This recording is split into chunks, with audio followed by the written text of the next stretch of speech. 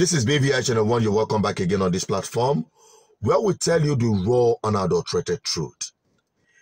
Throughout yesterday, the news space was awash with the inauguration of security outfit by the governor of Benue State. Governor Ortom have stood out as one of those leaders that have refused to play politics with the lives of his people and have come all out, not just being outspoken, but putting it into action. And that is what we saw happen in Benue State.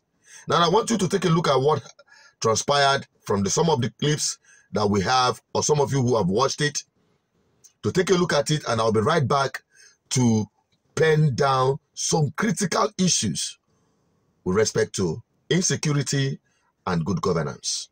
I'll be right back.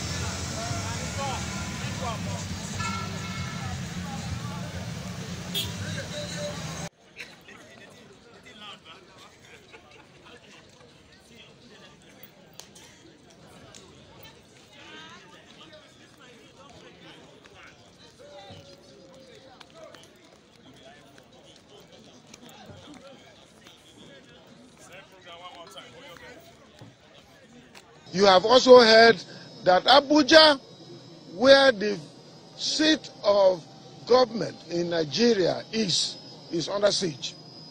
Benue State is under siege. We cannot continue to just play around and allow them to continue. We are equal to the tax.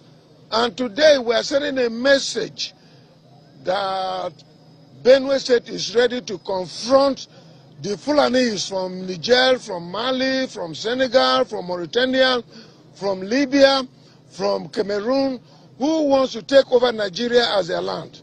We are going to stop it.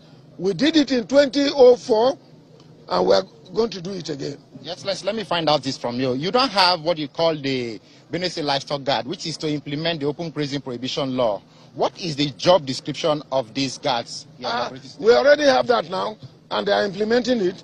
We have prosecuted and already convicted over 400 Fulani herdsmen who have besieged the state. We have impounded over 25,000 heads of cattle. Those who pay fine, we release it to them. And those who did not pay, we were able to auction those cattle. That is what the law says. And so this is another phase of ensuring that we secure our land. We are ready to go with them. I'm ready to go to war with those people who have volunteered. These people are not going to be paid. Those volunteer guards. They are community people who are farmers, who are civil servants, who are traders, who have decided that, look, enough is enough. We cannot continue. We must secure our land. And so I want to assure you that I'm involved, my government is involved, and everybody in Benue State is involved, and that is why you see all the traditional rulers here all the stakeholders in Benue State, the civil servants are here today, and we are ready to wage war against this evil that is coming against. Good. You see, our people, especially the Southeasterners, the Biafra agitators especially, they have embraced Ortom as a role model of the kind of leadership they yearn for in Igbo land.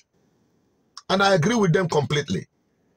But the irony of it is that many of my people, my fellow Biafra agitators, refused to produce the same kind of leaders in the Southeast, with the mentality of no election, with the mentality and the ideology of if you vote, you die.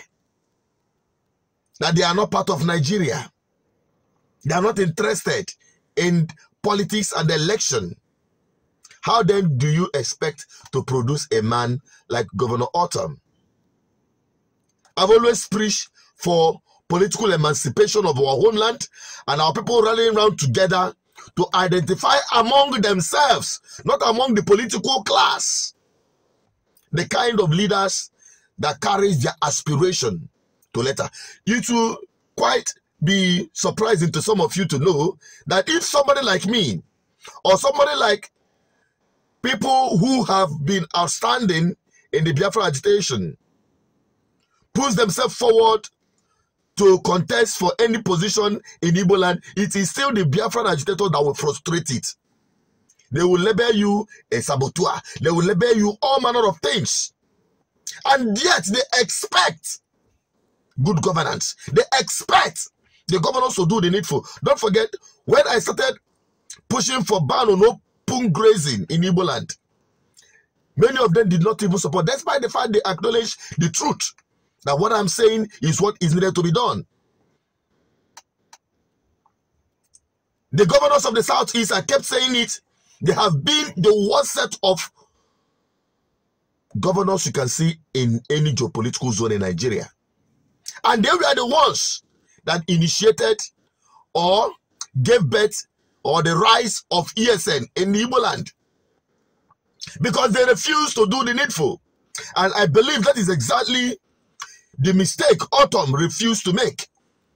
He didn't wait for other regional governors to come together so that he would start protecting his people. He went ahead to inaugurate what he deemed fit is right to protect his own people. That is the truth. And he didn't do it outside the law. So there is no excuse for the Southeast governors not to set up something to protect their people, regional security. And when it became obvious that the non-state actors, the agitators, have not taken up the responsibility by creating ESN, they now started coming up with their political Ebubeagu, which everybody is now seeing as an anti-people, and that's why people continue to refuse them. Are you surprised that our people are supporting the security outfit set up by Ortom, and yet they refuse to support the one set up by the Southeast governors they call Ebubeagu? The obvious truth remains that it is not from the people. The people have rejected them. But when you are rejecting them, you need to be very, precise about it by removing them from political office. And you cannot have any freedom without being control or being in control of your political space. And that has been the message I've been preaching right here. When it comes to insecurity, when it comes to economic advancement, when it comes to good governance generally, it all boils down on who is in charge. And I can tell you, most of your politicians in the Southeast have proven beyond every reasonable doubt that they are the worst. And that's why we insist that the right thing should be done. And I thank God we've been able to demonstrate that in Anambra State. Even when Choludo came on board, they started antagonizing the same man because some politicians started sponsoring some set of individuals parading and marauding themselves as freedom fighters, and yet my people started yearning support for them. Undocumented, non-state actors acting as security operative. Now, there are so many people, mushroom criminals, now forming their own set of, criminal gang operating as ESN. And that is the problem. That's why I said there is supposed to be a meeting point between the people and their government. And they should be part of producing their government so that they'll have a stake. That's just my position. That's just the position I have been making. Our people should live above sentiment and emotion so that we'll start producing the kind of government that will deliver our mandate, that will drive us to our promised land. And that is what I want to bring to our viewers, especially the Biafran enthusiasts. We should rally round and ensure that come 2023, that we'll be able to produce the kind of men who share your aspiration, who will at least not unleash terror on you or allow your enemies to overrun you right in your own bedroom. That is just the message I am bringing to my people. And I hope, as usual, that this message will not fall on deaf ears. That our people will set aside emotion and sentiment and embrace this truth. I'm also Lieutenant Peters. I've just delivered the message. Help me share it, especially to our Biafran people. I'm signing out. Don't forget to subscribe, like, and share. Drop your comments. I want to have your opinion on this. Stay safe. Bye-bye.